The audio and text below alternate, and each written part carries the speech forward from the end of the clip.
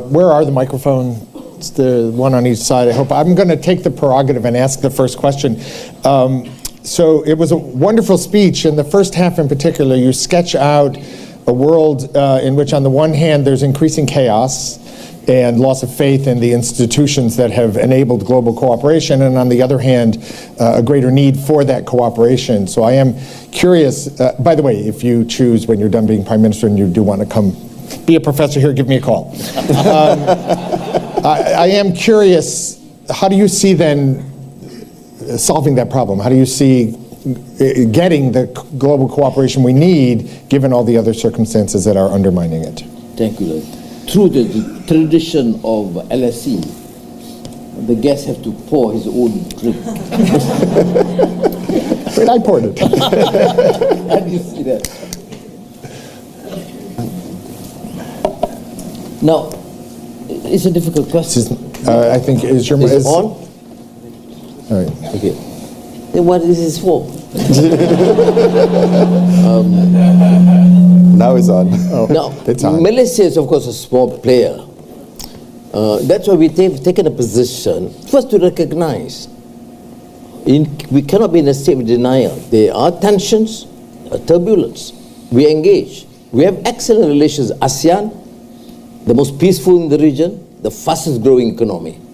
Now, together is 700 million people, a stronger economy.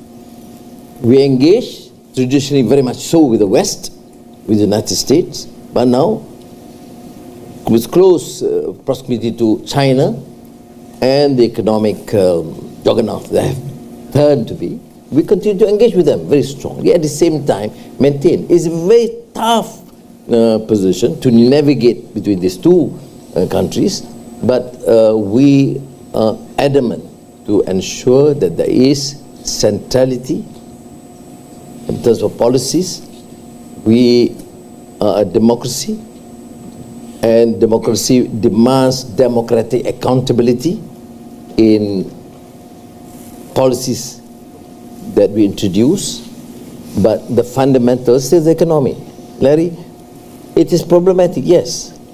There's no certainty, but my belief is that we continue to engage, and we engage aggressively, not just as a country, but as a region.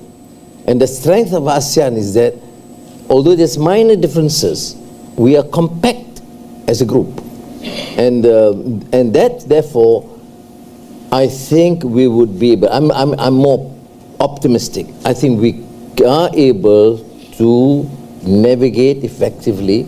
Thus far, we have been rather successful. People tend to be a bit more concerned or cautious about what is post-Trump, or when Trump assumes the presidency. But I think sera-sera, what will be, but what is important is to continue to engage and to focus on economic fundamentals, and I don't think we have a choice. But I am rather optimistic, because finally countries decide, yes, based on their own particular national interest, but at the same time their own survival. And now with the globalized economy, trading, interdependence, I think finally sanity must prevail. It's over here, although I don't know where we'll do our best to get the microphone to you. Do you see over the woman in the third row?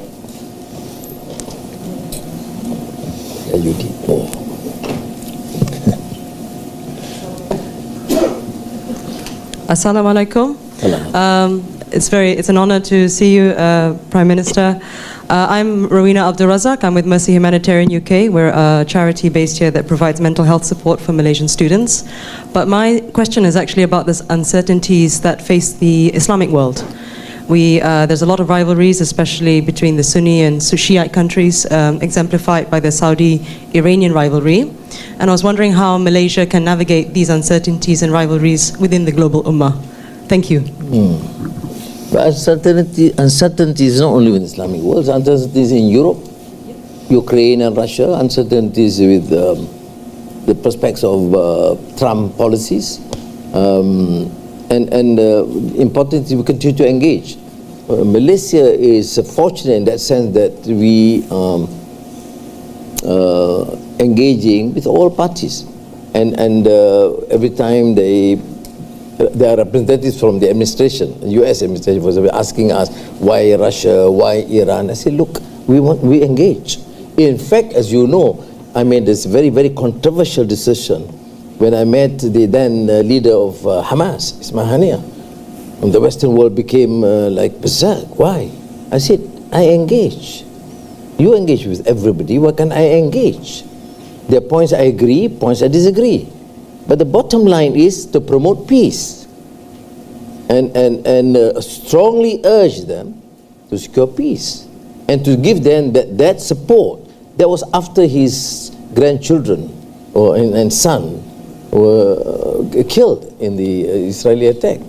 But you see, it's very important for our colleagues in the West also to understand.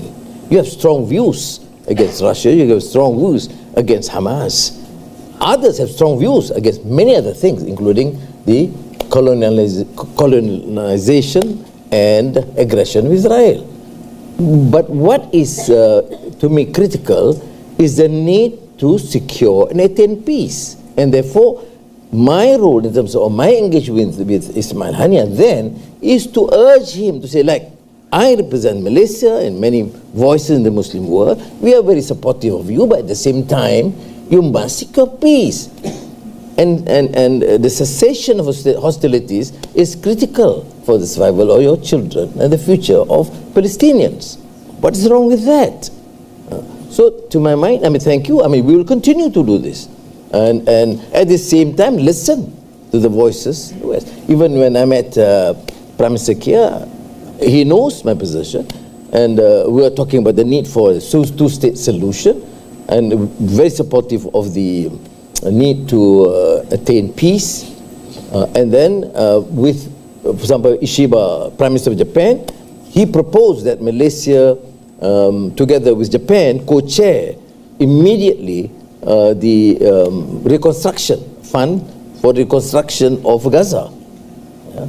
And it is interesting, it's Japan and Malaysia. And I said, of course we'll do that, because that is the only guarantee that peace will be attained. Because that issue, unless it is resolved, is so divisive and enrage so many people. So I think if that part is at least to a certain extent resolved, we can now focus on economic development and dealing with the issue of climate change, or poverty, of inequality, and the new technology of AI, because without having this sort of focus, we can't succeed. Thank you. Thank you. We'll take a question there, and then we'll go over there. Picking up on the Middle East, and I'm delighted that you're so interested in this, because, you know, it's an intractable problem. My name's David Abraham, from former Vice President of RISI, Royal United Services Institute. My question is to you is, can you see a time when Malaysia will be joining in the Abrahamic Accords? We get our priorities right. And we continue to engage. If they want to discuss with us on the Abrahamic Accord, yes. But there are certain issues that need to be resolved. Number one, peace. Number two, stop colonization. Stop this continued aggression. Then we talk about what comes next. You can't talk about, for example, this is our solution, and you continue. You see, we were taught here LSE is a bastion for democracy, social justice. You have been fighting against colonization. I remember Munir's PhD thesis, from Malayan Union to independence. I don't know that I've read that. Yeah, this has been the bastion against colonization and colonialism. How is it you can condone in this days and age, and then talk about ultimate solution? So my point, whilst I think it should be open for engagement. But you end the colonization, end this perpetration of violence. Yes, you can insist both sides. It's not one side. But then the gross atrocities in Gaza, I mean, you see that every day. That's why in my remarks this is strong. But where is our humanity? Why this talk about human rights and democracy? With all this sophisticated learning and education about humanitarian values and democracy, and why is it we do condone this? I mean, that's my point. I think resolve that first, because that's causing so much anger to many people, seeing children and women and houses being destroyed. I grew up post Second World War, and I thought that's the end. No one should ever tolerate. Then Rwanda, that's the end. No more after this. Then Bosnia, that's the end. With all the power, technological powers that we have, what is wrong? So I think that is a deficit in terms of humanity, in terms of the sense of justice. And I think I would start at that, you know. Although people ask me, then therefore do you then condone violence from the part of Hamas? No, I don't. I make it known, and they know my position. I don't think the solution is violence, but we have to deal with it. When your house, your property, and you is being plundered on a daily basis, and you preach them about no violence, it's going to be very difficult. I come from a region and countries has been colonized. You don't preach to the nationalist leaders about non-violence. Very difficult. Gandhi was an exception. Thank you.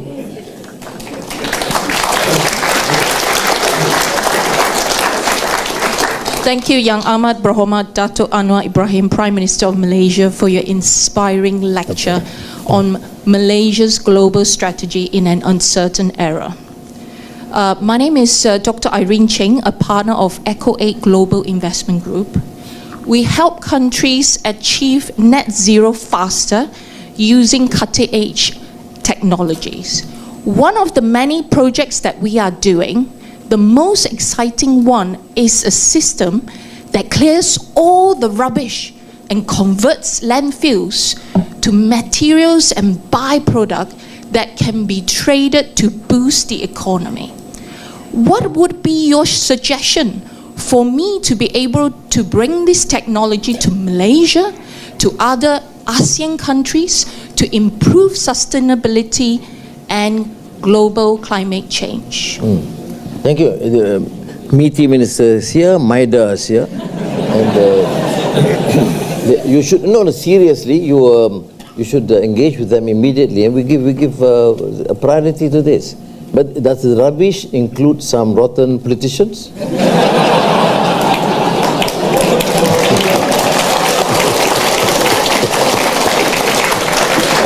So let's take a question from online, Danny. It's an online question. Oh yeah, okay. Mr. Prime Minister, this is an anonymous question. It says, you've spoken movingly about humanitarian values, yet Malaysia has not, is one of the few countries that has not ratified the International Covenant on Civil and Political Rights, nor does it have any legal recognition of refugees. How can you explain this? We have in Malaysia a total of about 2.5 million refugees. We've given adequate protection. We have 200,000 from Myanmar. Whether we recognize or not, we give maximum support where we can have. Now, the issue of covenant has its ramifications because of the concerns of not only Muslims, but Hindus, Buddhists, Christians on the issue of same-sex marriage or LGBT, which may be fine in some countries in the West, but we have difficulty to accept because that's generally rejected, because sanctity of marriage to us, at least vast majority of Malaysians, are between men and women. But I take your point. The whether they are refugees or they are illegal workers, humane treatment must be accorded. That I would concede. But whether we would accede to the covenant, we may have a problem because the number of refugees and illegal workers in Malaysia have exceeded 3.5 million for a country with a population of 34 million. It's just too problematic for us, economically, socially. But what I can concede, I reiterate, there must be humane treatment regardless. Thank you. Thank you. Hello, Nina Adlan Disney, LSE Malaysia alumni and also MD of an educational social enterprise called LIPED from KL. But I won't ask you about an education question because it's all in the paper that we've submitted. What I would like to ask, I know you're a fan of Shakespeare and you've spoken a lot about this uncertain era. So I think Shakespeare to many represents a kind of a universal and eternal truth. So the question is, and my husband's a literature teacher back home. So the question is, if Datuk Sri Najib and his wife are Macbeth and Lady Macbeth, if Tun Mahathir is King Lear, which Shakespeare character would you be? And why?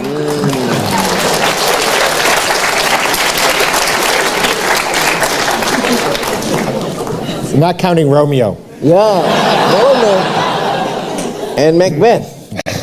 You've ignored Macbeth and Lady Macbeth. I think we'll end at that. Not because I don't want to be personal. I'm joking because I'm no ministers here, you know. But they are in the team, so it will be fine.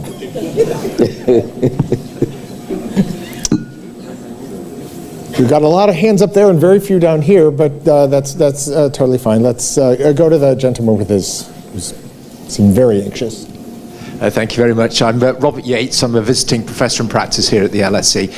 Honourable Prime Minister, I've seen from recent speeches that you're very concerned about rampant insurance premium hikes in the health sector and the private sector escalation of costs. I was just wondering, are you considering implementing universal health reforms maybe in the run-up to the next election? Not only would this be a sort of a great investment in future generations, but as countries like the UK and Japan and Thailand have shown, that this is an investment in future generations that doesn't lose elections, it actually wins elections. So is this something you might consider in the run-up to the next elections?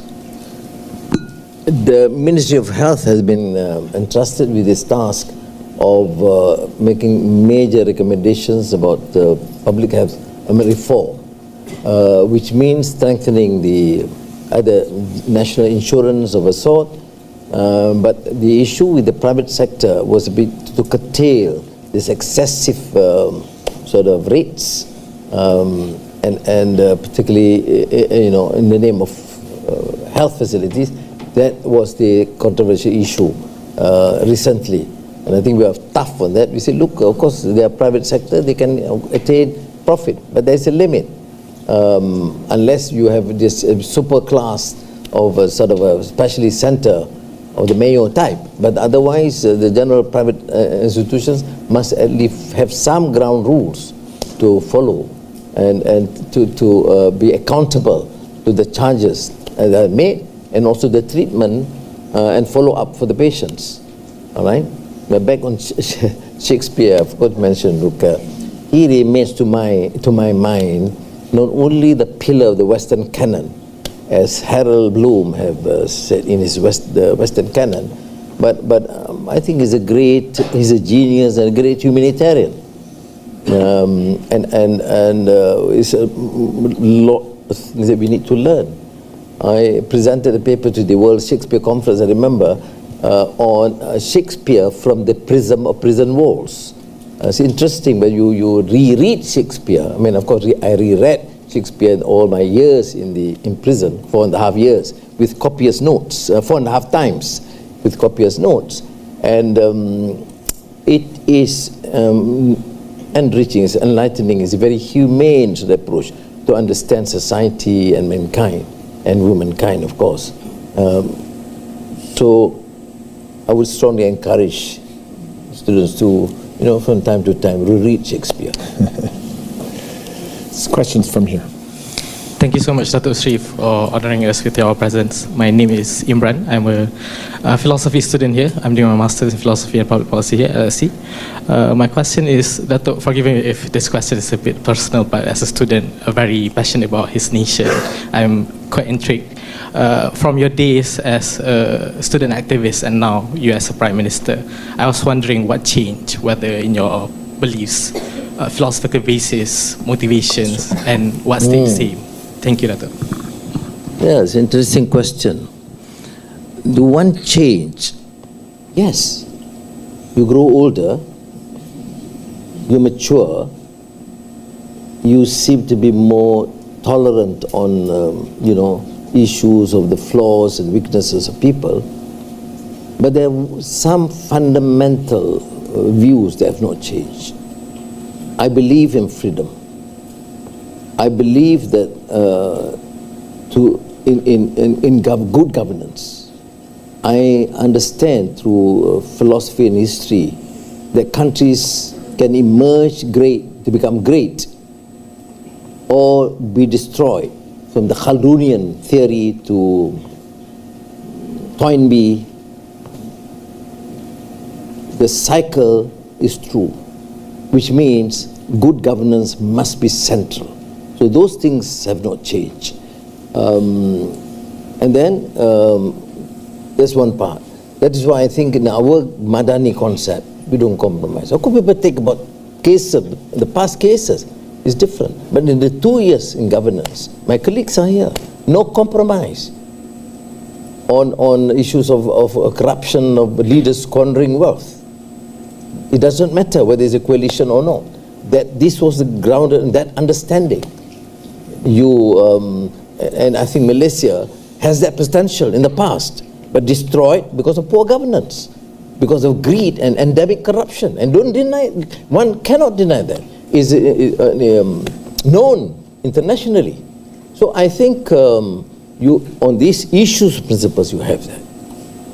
And so we have to move on with it. So you say, have anything changed?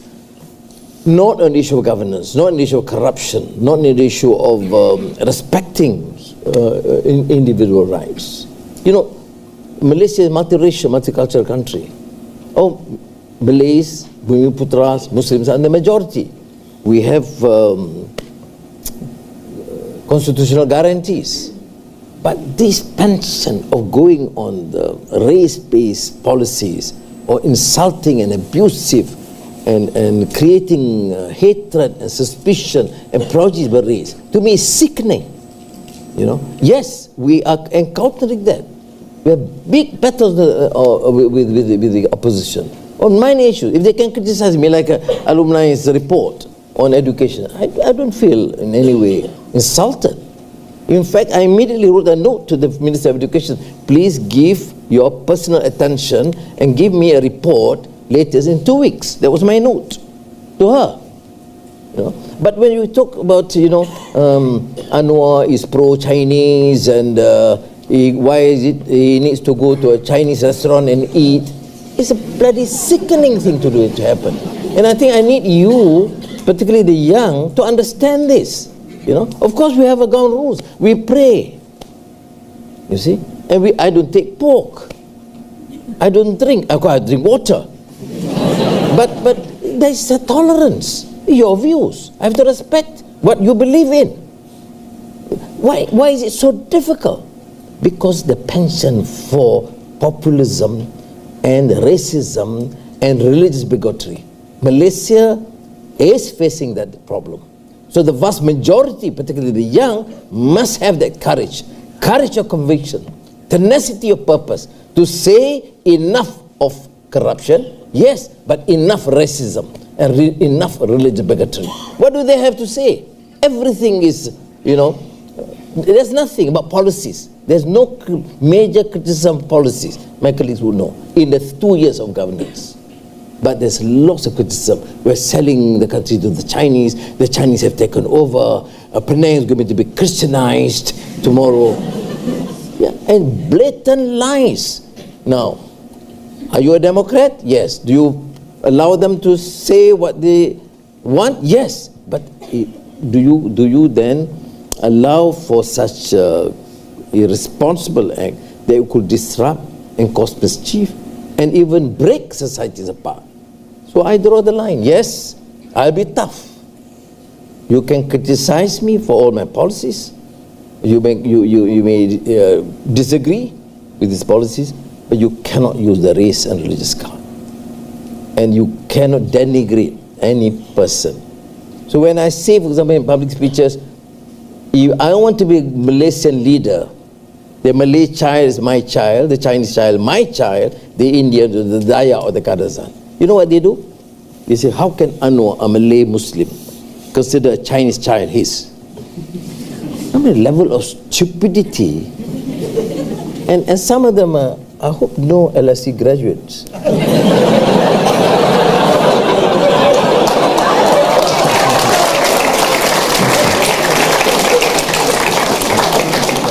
We share that hope.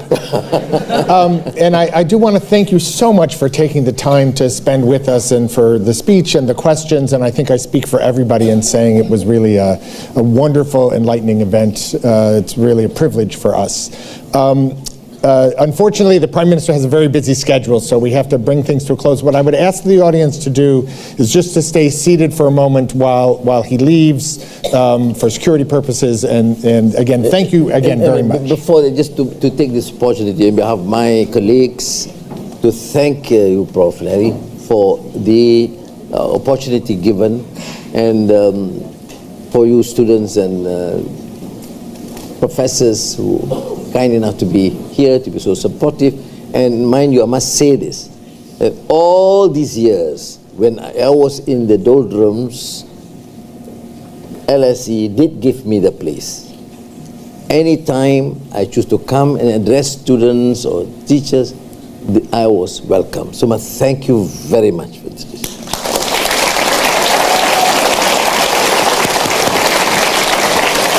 Thank you so much.